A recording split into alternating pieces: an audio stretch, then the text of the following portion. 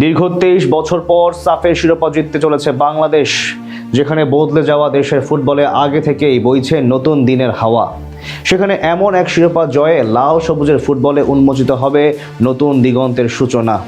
হামজা শমিদদের আগমন আর নয়া coach Thomas ডুলির তত্ত্বাবধানে তবে কিভাবে সাফে নিজেদের শ্রেষ্ঠত্ব জাহির করলো টাইগাররা, সে কথাই জানবো রিপোর্টে। দীর্ঘদিন অন্ধকারে থাকার পর অবশেষে দেশের ফুটবলে বইতে শুরু করেছে নতুন দিনের হাওয়া, যেখানে প্রবাসী ফুটবলারদের আগমনে বদলে যাচ্ছে লাল সবুজের ফুটবলের চিত্র।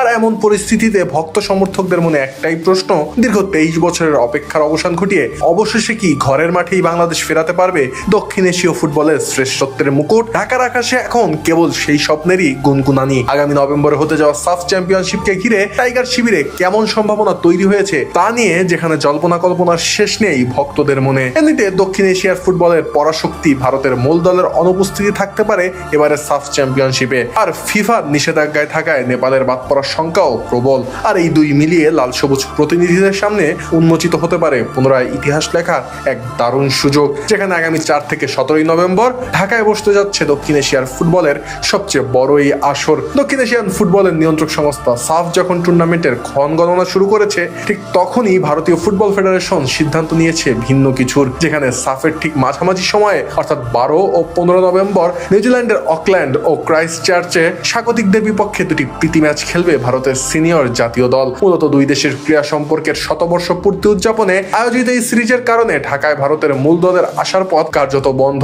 এর ফলে সাফে এবার জাতীয় দল না পাঠিয়ে অনূর্ধ্ব 23 তথা অলিম্পিক দল পাঠানোর কথা ভাবছে ভারত। কেননা নিউজিল্যান্ড সফরের গুরুত্বের কারণে এর বিকল্পও থাকবে না সাফে সবচেয়ে বেশিবার চ্যাম্পিয়ন হওয়া দলটির সামনে। অন্যদিকে হিমালয়ের দেশ নেপালের ফুটবলে নেমেছে ঘোর অমানিসা, যেখানে তৃতীয় পক্ষের হস্তক্ষেপের অভিযোগে গত জুনে নেপাল ফুটবল অ্যাসোসিয়েশনকে সাময়িকভাবে নিষিদ্ধ করেছে বিশ্ব ফুটবলের নিয়ন্ত্রক সংস্থা ফিফা। এমনকি নিষেধাজ্ঞা বহাল থাকলে সাফে তাদের লাল নীল জার্সিতে দেখার সুযোগ নেই বললেই চলে। আর আঞ্চলিক এই দুই বড় প্রতিপক্ষের সম্ভাব্য অনুপস্থিতি হয়তো স্বাগতিক বাংলাদেশের জন্য আশীর্বাদ হয়ে আসতে পারে দক্ষিণ এশিয়ান ফুটবলের এই মহারণে। উল্লেখ্য যে 2003 সালে ঢাকা স্টেডিয়ামে সাফের ট্রফি উঁচিয়ে ধরেছিলেন আমিনুল হক, হাসান আল মামুনদের বাংলাদেশ। এরপর 23টি বছর কেটে গেছে আক্ষেপে ও ব্যর্থতায়। তবে এবার সমীকরণ সম্পূর্ণ ভিন্ন, কেননা মে মাসে দায়িত্ব নেওয়া আমেরিকান কোচ থমাস ডুলির অধীনে ইতোমধ্যেই বদলে যাওয়ার ইঙ্গিত দিয়েছে বাংলাদেশ, যেখানে দায়িত্ব পাওয়া মাত্রই সান মেরিনোর বিপক্ষে ঐতিহাসিক এক জয় উপহার দিয়ে ডুলি প্রমাণ করেছেন কৌশলগতভাবে তিনি কতটা পরিণত।